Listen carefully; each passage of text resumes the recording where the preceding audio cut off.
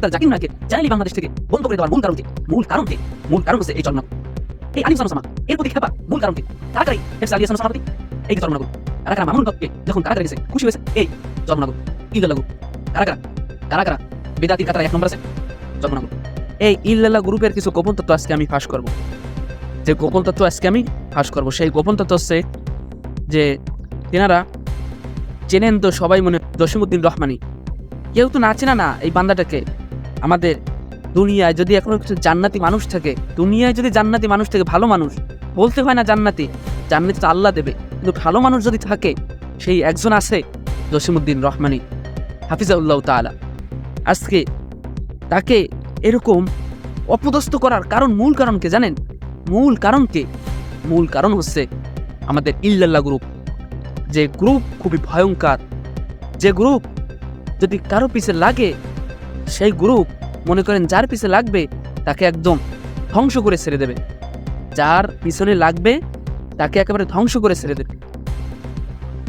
আপনারা তো সবাই মনে হয় চিনেন ডক্টর জাকির নায়েক। তো মনে হয় আমরা সকলেই চিনি তাকে, না তো চেনা কেউ না, সকলেই তাকে চিনি। সেই ডক্টর জাকির নায়েকের চ্যানেলই বাংলাদেশ থেকে বন্ধ করে দেওয়ার মূল কারণ হচ্ছে এই চর্মনাগর। এই আলী হোসেন ওসামা এর প্রতি খেপার মূল কারণকে কারাই হেফস আলী হাসান ওসামার প্রতি এই যে চর্মনাগর।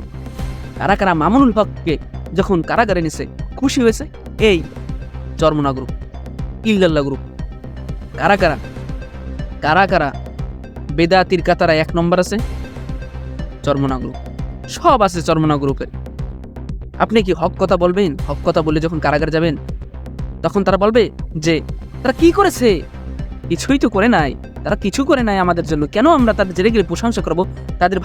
তাদের পক্ষে আমরা কথা বলবো কেন? এই হচ্ছে চর্মনা গ্রুপের আকীদা, এই হচ্ছে চর্মনা গ্রুপের আখলাক, এই হচ্ছে চর্মনা গ্রুপের স্বভাব চরিত্র।